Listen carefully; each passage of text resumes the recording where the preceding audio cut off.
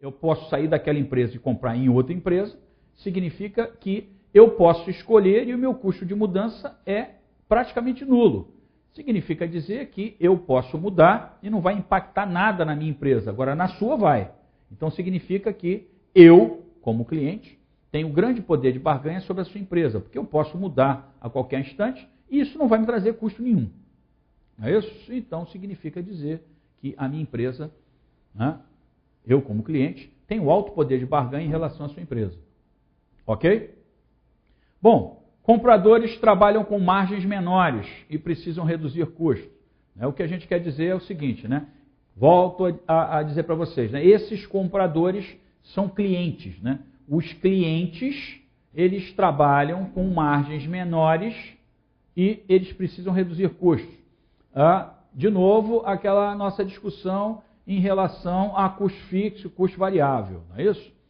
Quanto maior o seu custo fixo, significa dizer que, a princípio, né, os seus custos totais vão ser elevados e o seu ponto de equilíbrio vai ser também elevado. Né? Então, você, como empresa, reduzindo os seus custos, né, você eventualmente consegue uma margem maior. Mas a partir do momento, né, que você, né, não tem margem, ou seja, na realidade, você precisa reduzir seus custos, significa dizer que você vai ter que repassar isso para alguém e vai repassar para a sua empresa. Né? Então, eu quero comprar barato, eu quero comprar com preço mais baixo.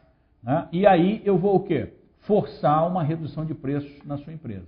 Né? Então, significa dizer que eu tenho uma margem menor e eu preciso também comprar o quê? Comprar mais barato. Né? Se eu preciso comprar mais barato, significa dizer que eu vou aumentar a pressão sobre a sua empresa, ou seja, o cliente vai pressionar a sua empresa para redução de custos, não é isso? Redução dos preços para essas próprias empresas. Então, é relevante essa avaliação. Então, quem trabalha com margens menores vai o quê? Vai pressionar a própria cadeia produtiva, não é isso? Também para redução de preços, ok?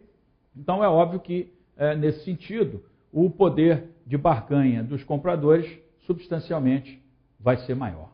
Ok? Bom, o produto da indústria não é importante para a qualidade dos produtos ou serviços do comprador. O que significa isso? Né? Invertemos o conceito quando falamos de compradores e fornecedores, né? De clientes e fornecedores. Aqui, o poder de barganha do cliente é grande, ou seja, maior em relação à sua empresa, quando o quê? Quando o produto que sua empresa vende para aquele cliente não é tão importante para ele. Né? Porque se o produto fosse importante para ele, significaria que você, como empresa, teria maior poder de barganha. Mas agora é o inverso. Né? O cliente observa que o produto que você vende para ele, né, não tem tanto impacto, não é tão importante. Então, significa que o poder de barganha dele, teoricamente, vai ser maior. Ou seja, a sua empresa, né, depende dele, porque a qualquer momento ele pode, inclusive, trocar, né, os seus fornecedores. Ok? Muito bom. O comprador tem total informação sobre o mercado. Né? O que significa isso? Né? É a ideia de um mercado transparente. Isso também é favorecido em função das informações na internet, na tecnologia da informação, né, em todas as regras de transações de comércio eletrônico. Imagina, por exemplo, que você trabalha no mercado de turismo, por exemplo, né? Passagens aéreas, hotéis, nós temos vários sites que fazem isso. Né? Então, eventualmente, você, num site de busca, você faz um comparativo, por exemplo, de passagens aéreas, hospedagens, etc., etc. Significa dizer que o cliente tem total informação sobre o mercado. Né? Ele não vai, né, na primeira agência e vai, de repente, fechar um pacote de $10 mil. Dificilmente ele vai fazer isso. Né? Ele tem informação suficiente no mercado para ele avaliar, né, e fazer uma análise de custo-benefício. Né? Então, é importante a questão da informação, da transparência do mercado. E se o mercado é transparente e o cliente tem informação, significa que ele tem maior poder de barganha. Né? A análise dele vai ser mais bem feita, ele vai comparar mais, então significa dizer que o poder de barganha dele será maior. Ok? Então, essa é a ideia da discussão. Pois bem, agora vamos falar de produtos substitutos. Né? Como eu já disse para vocês, esses produtos substitutos são aqueles produtos ou serviços, né, que, de certa forma, desempenham as mesmas funções, né, em tese, que os produtos anteriores, né, mas eles vão substituí-los, né, de repente até descontinuar os produtos que efetivamente reinavam no mercado.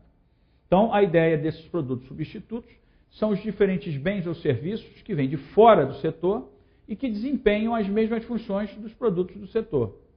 É o caso que eu já expliquei para vocês aí, né, dos recipientes plásticos ao invés de vidro, do papel ao invés de plástico, né? Então, eventualmente, embalagens, não é isso? Isso é possível? É possível. Eles, evidentemente, vão tentar manter as funcionalidades, ou às vezes até melhorar essa funcionalidade, mas vão substituir o produto anterior. E, eventualmente, podem até ser novos entrantes que virão a ser produtos substitutos. Né? Então, existe toda uma dinâmica na análise do modelo do Porter. Né? Então, essa é a ideia de você também avaliar os produtos substitutos.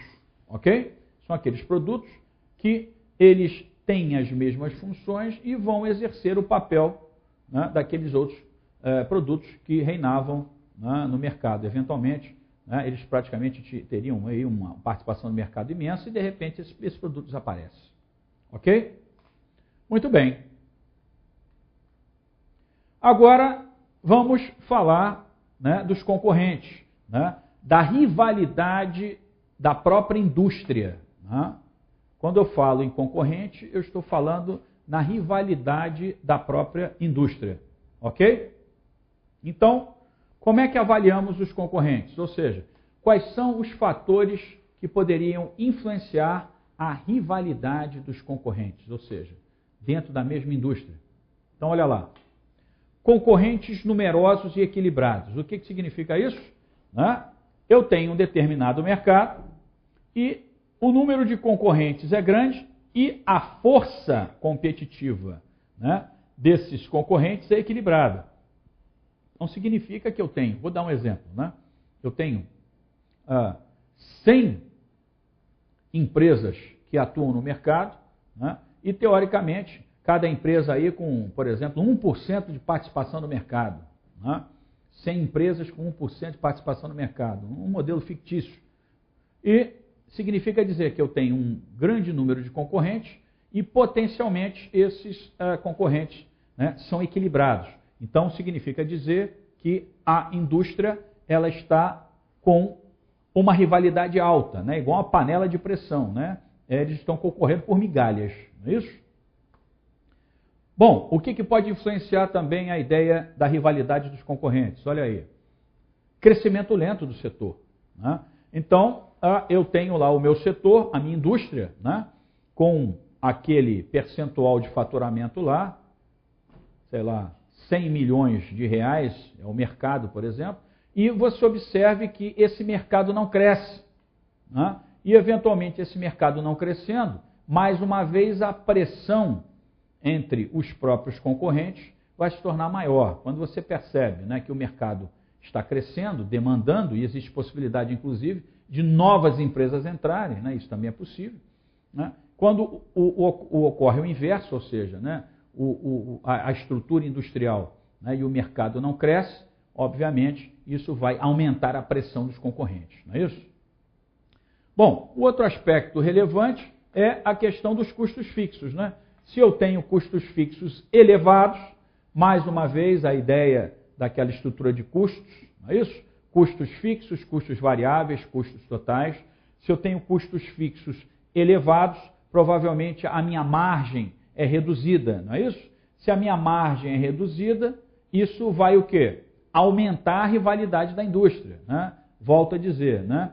As empresas da indústria vão começar a disputar centavos, né? Migalhas, né? Ganhos bastante reduzidos, ganhos marginais. Então, a ideia desses custos fixos elevados, ou seja, quando as empresas, né, trabalham com custos fixos elevados e a margem reduzida, isso vai aumentar a concorrência entre as próprias empresas. Ok?